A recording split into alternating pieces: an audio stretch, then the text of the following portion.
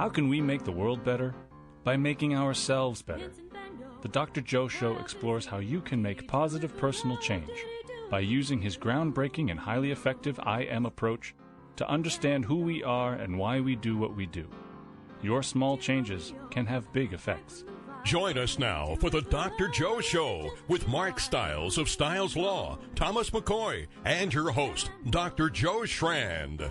Ladies and gentlemen, welcome to my show. I don't usually do this. Usually Mark is here to say we're here on the show and Tom is here, but this is one of those nights where technical difficulties just seem to be here. But you know what's great about it? First of all, welcome everyone to the Dr. Joe Show. And let me first welcome right away, Melissa Harris. Melissa, just so you know, Tom and Mark may be coming on, but let me introduce Melissa. Single mother of 2 children, living in Oakland, California, where she was raised. She was on the fast track to being a partner in a mid-sized ad agency when she gave birth to her second child, Sam. And the trajectory of her life changed. Melissa now worked from home account manager for 2 virtual creative agencies in the Bay Area. In her free time, she drives kids from activities to appointments to play dates, volunteers at the neonatal intensive care unit at Alta Bates Hospital, where Sam was born, and helps her congresswoman fight for better health care for all Americans. And as it says again, lives in Oakland. Welcome to the Dr. Joe Show, Melissa. Thank you very much. I'm happy to be here.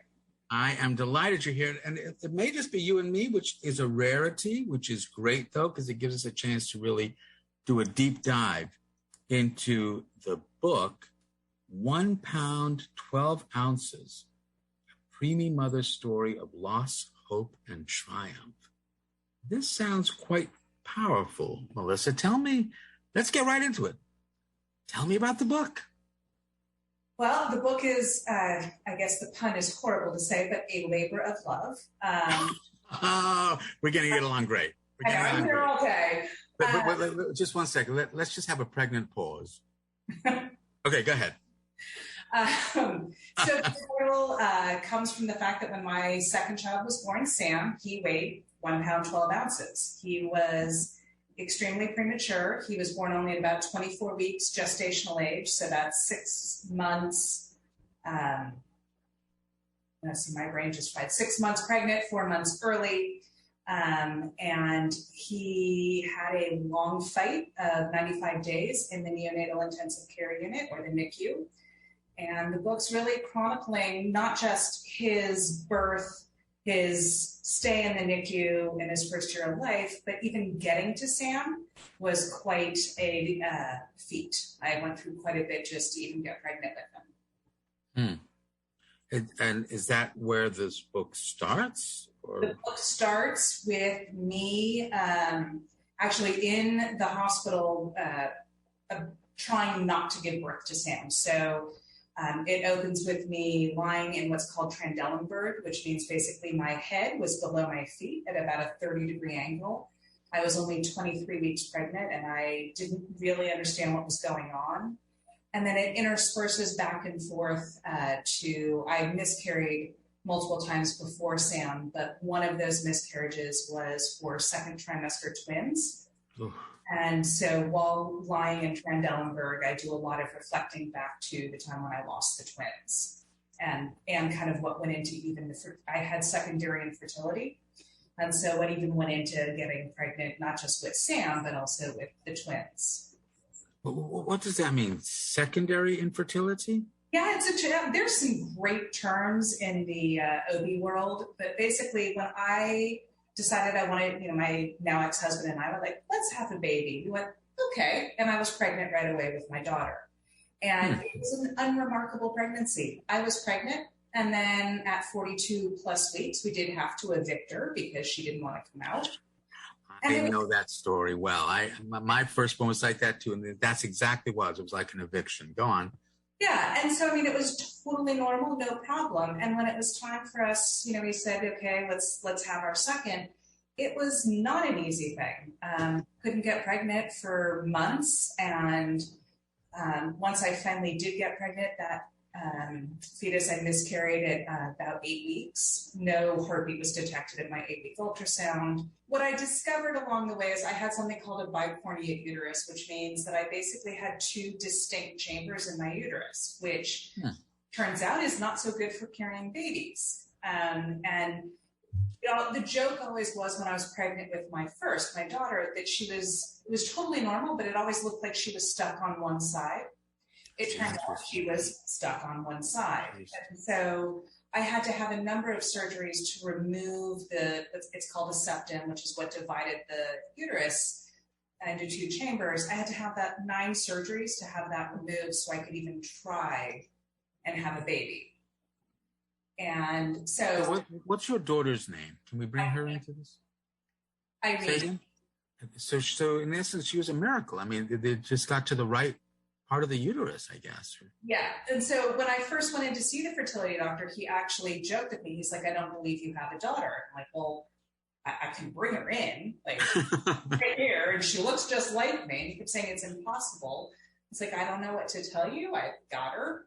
So in some ways, both of my kids are kind of miracles, because I never should have been able to get pregnant with Irene, and Sam shouldn't have survived. So throughout the pregnancy and the appointments with the doctors, they didn't see this as a... The septum's not visible on ultrasound. It's such a thin membrane. And when, hindsight's a really powerful tool. Yeah. I had a C-section to have Irene because, again, she was trapped on one side and couldn't get into the right position. The doctor that did the C-section thought that she had seen a septum, but didn't think much of it because I had been pregnant with Irene and it was no problem. And so when I started having the secondary infertility, one of the tests they do is like an MRI with contrast dye, and that showed the septum perfectly. And that's when they sort of realized that it was, in fact, a major problem, and probably contributed to the first miscarriage and quite possibly the twin miscarriage. Wow. Folks, this really is a very powerful story. Even though we've had technical difficulties with the Dr. Joe show, they pale in comparison to the technical difficulties that Melissa had during this second pregnancy. And the first one, it sounds like it went fine, maybe, a little bit over, but all of a sudden you find out that you basically have a uterus with 2 chambers. Yep. And then all these surgeries in order to make it 1 chamber. And then how did that affect fertility? Well, according to my fertility doctor, I was a fertility nightmare. Again, emphasizing why he feels that my daughter doesn't actually exist.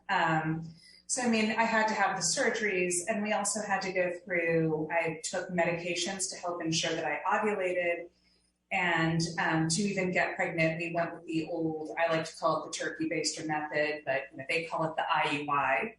And so I had to go through an IUI as well. And that is what resulted in the twin pregnancy, which made what is IUI?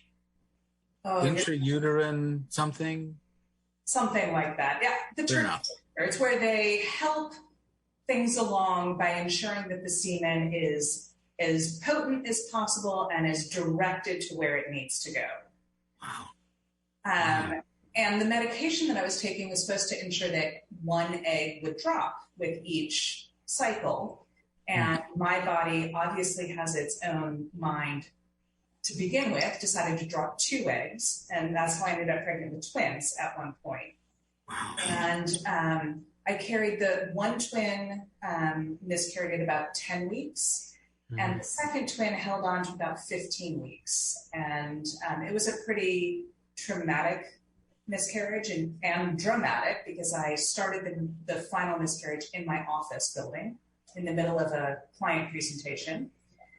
And it was impressive. It looked like a horror scene in the bathroom because it was bad. Oh my gosh. And the second twin kind of held on for another day, and then I just couldn't, my cervix gave out and my body was done. And so when it came time to trying one last time, I kind of made a deal that emotionally, physically, everything, I could do it one more time. And if it didn't take, then I was only meant to have one kid. And I'm extremely grateful that I was able to get pregnant because I do adore my son. Even he's grounded until he's 16 for what he put me through. But so I went in for that last IUI and got pregnant with Sam. And I was treated with kid gloves. I was on very strict, if I had a drop of blood, I was on bed rest for a week. If I felt at all weird, I was on bed rest for a week. And I had injections of hormones just to kind of help my body along. And really, up until it wasn't okay, it was fine. I had no problems. I barely was on bed rest. Like with Sam, it was like, yeah, I'm pregnant. And then I came home. It was my daughter's second week of kindergarten. And my parents had picked her up. And so I went to go hang out and I would talk to my mom for a little bit when my daughter and dad were playing. And I went to the bathroom and said, I'm bleeding. And I called my doctor. She said, you're far enough along. I want you in labor and delivery right now. I want to know exactly what's happening. So, I had no idea what was going on. Mom and I drove to the hospital and I drove. And they took me into labor and delivery, hooked me up to a bunch of things and said, are you feeling your contractions? Looked at them, I'm like, no. I was contracting every 2 minutes and I was almost fully dilated. And you couldn't feel it at all? I didn't feel any of it. Wow. And worse than that, the gestational sac had started to come out and was visible on exam, which is why they put me in Trendelenburg to use gravity, basically, to pull the sac back where it belonged.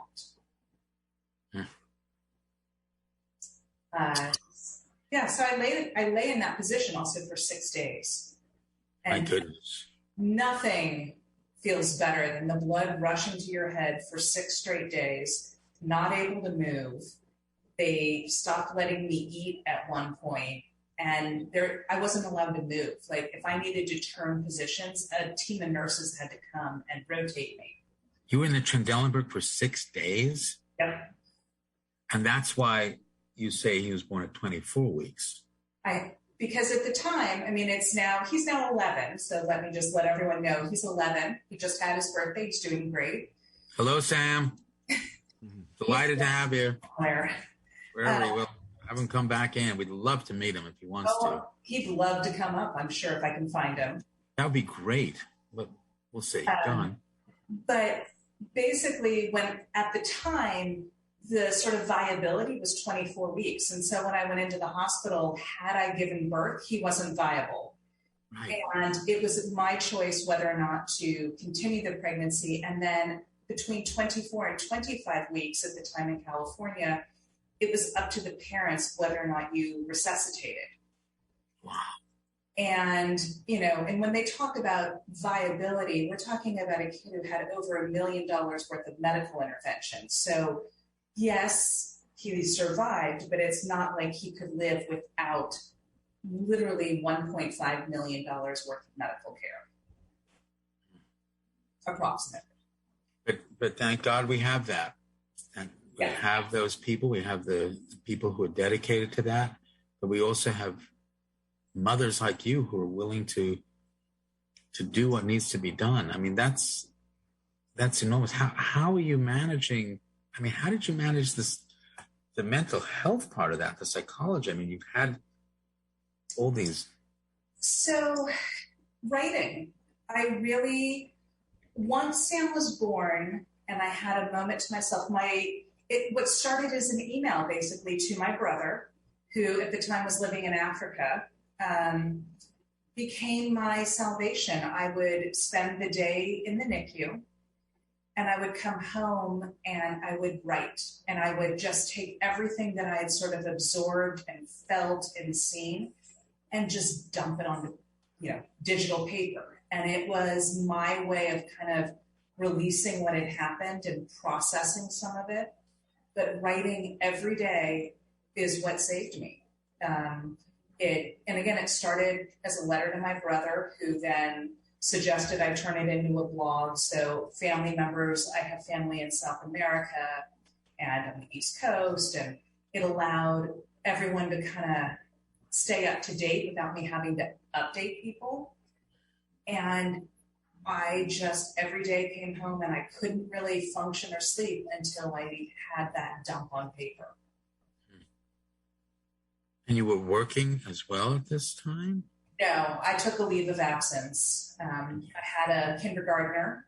I have wonderful parents that live a mile from us, which was, none of this would have been possible if they weren't present. And I had a community of people. I would come home from spending the day in the hospital and there'd be, food on my front porch, a full meal, dessert, everything. And every other day there'd be something else waiting. So I never had to worry about feeding people or any of that. It was a community that kept me going, and writing that helped me personally. So Sam was in the NICU then. Yep. For 24 weeks, for basically what, 4 months? Yeah, he was there a total of 95 days. So he was born in September and brought him home on December 21st. How much did he weigh when he came home? Well, I think he was a whole 4 pounds, about 14 ounces maybe. Yeah. When you start at 1 pound, 12 ounces, he was pretty big in my book. Yeah. There was a time in neonatology where people, mothers, fathers, were not allowed to touch their babies. Right. And then there was a huge revolution in research. People realized that it was actually the touch that often was one of the most important parts of helping that little baby. So how was that for you? So they call that kangaroo care, which I just think is an adorable name. And the idea is you skin to skin, that you hold the infant with them nothing on and you nothing, and you just put them on your chest. And I got to hold Sam when he was 2 or 3 days old. And he was this fragile, tiny, scary looking thing. And it was the most wonderful moment because you just put him there on your chest and you immediately can see an impact. His breathing would regulate. And so one of the things you look for in the NICU with little kids is the littlest ones is you'll hear A's and B's, apneas and Brady's. So apnea, your breathing slows down so that your oxygen levels drop, and Brady is your heart rate drops. And when I would hold him, he would stabilize. He wouldn't have a lot of A's and B's, and he would just happily sit there. And for me, it was wonderful. It helped with milk production, for sure. And it was how I could be his mom while he was in the NICU, was holding him. And I would try to hold him as much as they would let me. So I was lucky in many ways, because in California, there are a lot of intervention programs, especially when you have a child born under 1,000 grams, which Sam was. So we were followed by developmental pediatricians. We had intervention from a group called the Regional Center. We had a nurse that would come once a week to check on us, check on Sam, weigh him. So I never felt like, they said, okay, see you later from the NICU where you've got 24/7 care. And like, you're on your own now. I had a lot of support from people who would come and I could ask questions, was he gaining enough weight? Was he meeting milestones? One of the crazy things with preemies, especially as early as Sam, is they have 2 ages. They call it actual and corrected age. So, when he was 1 month old actual, his corrected age would be 30 weeks gestational. And you do that for almost the first 2 years of life. And so you track the weight gain and the length and developmental milestones on the corrected age scale, not on the actual age scale, which was a tough one to balance because you have to remember both and kind of looked for everything in that way. So I was blessed to have the support that I had to ensure that he was meeting the milestones he needed to meet. Powerful. And so I want to just go back to this moment, the first time that he was resting on you. Mm-hmm. Can you talk about that experience for you, what that was like? I remember it was the first time since when I went into the hospital, I think I actually breathed.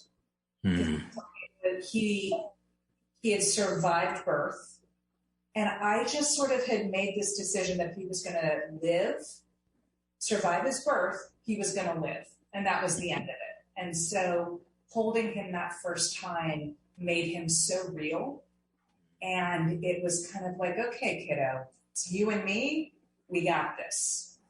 And I just felt like I could breathe at that moment. I mean, and we had a long road ahead, and quite honestly, I was in the most rose-tinted glasses you've ever heard of. I was very unrealistic. It just never occurred to me he could die or other things could happen at that point. But I just was determined that he was going to make it. And that first time kind of cemented it for me. Isn't that wild, the whole science behind that? You know, the kangaroo care that you were talking about, and the breathing, and just the natural species coming together. It's really, really fascinating. It's amazing. I mean, what they've been able to do medically is one thing, but just the simple touch of skin is as valuable as all those medical interventions. It's really incredible. It is. One. You were both one together in this, and it's so appropriate. It's really fascinating, and my mind's kind of blown by it all. Yeah. And people are very connected. People, right, with each other. I think part of because we just are. Yeah. I mean, I have been blessed with 4 children, and I remember that first moment of having them in my arms, having gone through, watching Carol with the pregnancy and then they're here. I'm just curious. So he was in the hospital for 90 plus days, and you were going back and forth because you have another kid at home. How did she manage this? So the first month I wasn't allowed to drive, so I was at the mercy of the people around me. But basically we would get Irene to school, and then I would go to the hospital. And then around the time, right before it was time to pick Irene up from her aftercare program, either I would get picked up, or once I could drive, I would leave and I'd pick her up, take her home, spend time with her at home. And I tried not to go back in the evening until we were getting closer to Sam coming home and I was breastfeeding him. But I would spend all day while she was at school in the hospital with him. And that was how I balanced it. I mean, it wasn't the most balanced for me, but it was dedicate school hours to one kid and then after school hours to the other until she would go to bed. I think I'm still recovering sleep and everything from that period. And that's 11 years past, right? Yeah. Then there's all the other stuff. I mean, now my daughter's 15 and a half, almost 16, and I've got an 11-year-old. So yeah, I'll never recover all my sleep, I don't think. But isn't it amazing what your body will allow you to do? Yeah. I mean, I joke because when we talk about breastfeeding with my daughter, I dried up in 3 months. Like, she was a formula baby. With Sam, my body had failed on many fronts, and I really think it was kind of going, I'm sorry. And I for triplets. I ended up donating to a milk bank in the area, 27 gallons of milk. Wow. And to another preemie mom, I donated milk direct to her to keep her son in breast milk till he was 1. And I breastfed Sam until he was over 2 years old. Wow. So yeah, the body it's an incredible thing. That's fascinating. That's so interesting. So, we know that there's this neurochemical called oxytocin, which you may or may not be familiar with. It is ultimately a neurohormone of trust, but it is also involved in bonding between a mother and their child and involved in breast milk letdown. So I can't help wondering whether there you are in this stress time, but also this time of euphoria because he's there. Yep. And that bonding and the kangaroo and the oxytocin was probably just like just flowing through you. I mean, that's a really fascinating phenomenon you told about. Breastfeeding for basically 3 decades. Yeah. They highly recommended pumping in the NICU, pumping with your hand on your infant just to kind of help with that milk production. And I can tell you, holding him, my milk would always let down and come in anytime I put him near me. Yeah, isn't that the coolest thing, that bond? And you're right. I mean, maybe it was like saying, I'm sorry, I screwed up. But saying, we're now going to supply you with the nutrients that you need, Sam. And that's what you're doing. It's wonderful, incredible story. So there must have been some moments during those 93 days where things got a little bit more worrisome, or was it just smooth sailing? Oh, no. There's no smooth sailing in the NICU, ever, no matter how good it is. His first month was really, really rocky. And he had to have heart surgery when he was about a little over a month old. There's a valve in your heart that when you're born automatically closes. It's called the pactus ductus, something, the PDA. And in Sam, it didn't close, which meant that his heart wasn't circulating blood enough, which meant his organs were shutting down. And it took them quite a bit of observing and sort of waiting to see to really figure out what he needed. And he had his heart surgery, and it was sort of like a different preemie after that. And then we had smooth sailing again with him just needing to gain weight and learn how to regulate his body temperature. And then more things started to happen. He ended up having eye surgery, so he had retinopathy of prematurity, meaning his retinas were starting to detach. And he had to have a laser surgery on the eyes to save his eyesight. There were other things throughout where there'd be days where he was bad. I mean, there was one point where they had to push the crash button on him. I was visiting and the nurse could not get him breathing. It turned out he had, they called it a mucus plug, but basically his throat was blocked, and she asked me very gently, oh, could you just step out for a second? She was very calm. I'm like, sure, what? No problem. And then all of a sudden the alarm in his room went off, and she wanted me out so she could push the button and get the team in. And once he was, they got the mucus plug out, he was fine. But I mean, there were lots of days like that, just as the sun is in my eyes. Yeah. But yeah, I mean, it's a slog. They talk a lot in your first days in the NICU about the roller coaster that is the NICU, and it's true. There are good days, there are bad days. There are some of them that are both in the same day, where you're having a great day and then you suddenly crash and then you are good again. And it's exhausting, and really what makes it is the nurses that you're surrounded by and the staff in the NICU I was there 95 days and there's only one person in my entire experience I didn't like. Other than that, I'm still friends with the nurses. They're like family. And that says a lot about the care you all received. Oh, the dedication. Yeah. Yeah. We were off air and we were talking really about, in part, some of the motivation for writing the book. Can we go back to that, Melissa? And so when I was in the NICU, I craved information. I wanted someone to tell me what I was going to go through, kind of explain in human terms what this experience would be like, and give me some hope for what I could end up with. And all I could find, there's some great books out there written by doctors about prematurity or doctors that had a premature baby, but it has this medical, like they already understood it spin. Or there was a lot of ones that were, the premature birth was God's will and you just had to have faith. And I wanted raw. I wanted the truth. I wanted to understand it. And so that kind of led me down the path of writing a book that it's raw.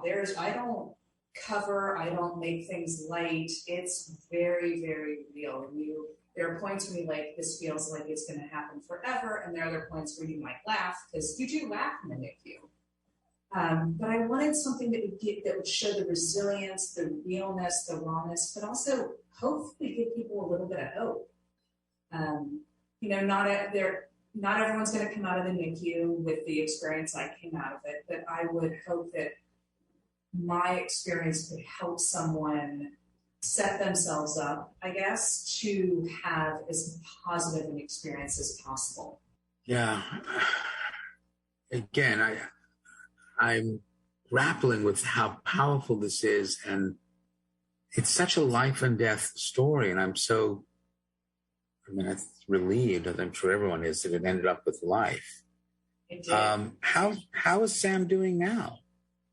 He's great. He is 11. He's in 5th grade. He's bilingual. He's enamored with F1 racing and NASCAR, which from a person who does not know anything about F1 racing and NASCAR, I find fascinating. He's hilarious. He loves his pets. He loves to do things with his sister. In terms of long-term effects from the NICU, he has glasses, but who doesn't? And he only needs to wear them to see the chalkboard in class. Otherwise, he doesn't wear them. Oh, and to see his Xbox games, please, because you want to make sure you're seeing that clearly. He absolutely important. Sometimes gets constipated. Oh well. And the other one is he is autistic, and part of that is, I believe, when you're born at as early as he was, his brain was smooth. So, when you think about like the typical brain, there's ridges and there's the two hemispheres and everything. At 24 weeks, it's one smooth piece. And so that all developed in a non-natural setting. And so some of the connectors are missing. And so he is his own brand of autism. He's mainstreamed. He, again, like I said, he's bilingual.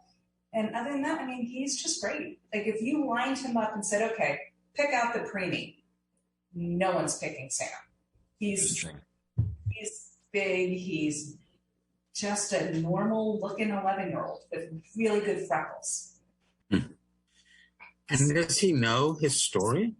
He does. In fact, so my book comes out in November, but I got an advanced reader copy, and my dad was reading it. My dad put it down, and Sam snuck into the room, grabbed it, and vanished with it. And in a day, devoured the book. Wow. I got to me going, I didn't know that part of the story. And he was, he probably should have read it. There's some stuff in there that an 11-year-old probably shouldn't read, but he just was drawn in and wanted to know every part of the story. And I don't believe in keeping diagnoses or past from him. It makes no sense. It is who he is, and it's made him who he is today. And so I think it's great for him to know, and he loves telling people. I was really small when I was born, like really small. Like okay, and I think it's great. I think it helps him understand sort of who he is. I wonder where he got that resilience. I had my mother probably. So how how do you manage now? I mean, is there still residual worry or dreams or worries, right? There's always yes. We were re-hospitalized a few times in his first 2 years, but he has been on and I knock on wood as I say it, a hospital-free streak now going on 7 years, maybe. So he really is strong. So I don't worry so much about medically with him. I think now it's how is he going to do as he gets older and more demands are put on him, just from, the fact that he's autistic. Is he going to be able to stay mainstreamed? Will he go to college? Will I be living with my child for the rest of my life? I mean, all those worries. But the reality is he's just a normal 11-year-old to me at this point. Mm-hmm. Yeah. I so appreciate you coming on the show. And, the Dr. Joe Show is based on the I am approach, the idea that we're always doing the best we can with the potential to change. So even the story that you told us is still a demonstration of an I am. This is still the I am. Because there are 4 domains, your home domain, your social domain, the biological domain, and the I see domain. How do I see myself? How do I think other people see me? Because the domains interconnect, this means a small change in any domain can have a big effect. So I'm wondering, Melissa, for the audience members that may be struggling with infertility or premature babies or just having babies, what small change can you recommend to them so that they can perhaps manage better? I think letting go. So, I had a plan. I knew what I wanted. I wanted my kids to be 2 years apart, and it had to be this way. Your birth plan, your everything. You need to let it go.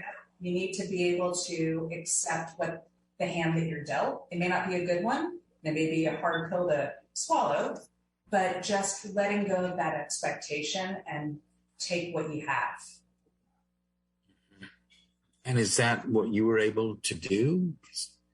I didn't have a choice. So yeah, it was like, again, I was very determined on how much time my kids would have apart. And then I miscarried. I was like, okay, then they'll be this far apart. And then I miscarried. I was like, okay, they'll be this far apart. And so I think it's not easy and I'm not really well known for it, but I did it. And it's letting go of that expectation so you can be happy with what you've got. Yeah. And then the second truth of the I am, because everyone is interested in what you think or feel about them. That's what the I see domain. How do I see myself? How do I think other people see me? And that has an effect on the biological domain because, it feels different if you feel you're being treated with respect or disrespect. And you're a part of someone's home or social domain. This means you control no one, but you influence everyone. You get to choose the kind of influence you want to be. Melissa Harris, author, given the story that you are telling, what kind of influence do you want to be? I want to be hopeful. I went through a lot. I suffered quite a bit. I'm still here. I'm still going. I feel like we're thriving as our family. So I want people to feel hope that miscarriage is awful, but you can get through it. Infertility is hard, but you can get through it. Prematurity is rough, but you can get through it. So hope. I would hope I get hope. And I'd like to think also, just to add on to that you never have to worry alone. You don't do this alone. And the fact that you had all these dedicated nurses and the health professionals and the family, your mom, dad, people out there, listen, we are one group. It's called humanity. There are many adversities that we will face, but we don't have to do any of them alone. You don't. We can do this together. We have to. Yeah. Melissa, thank you so much for your story of hope. Sam, wherever you are, Irene, everyone, thanks for lending us your mom for the hour. Bye, guys. We'll see you next week with the Dr. Joe Show. Bye now. Dear Romeo,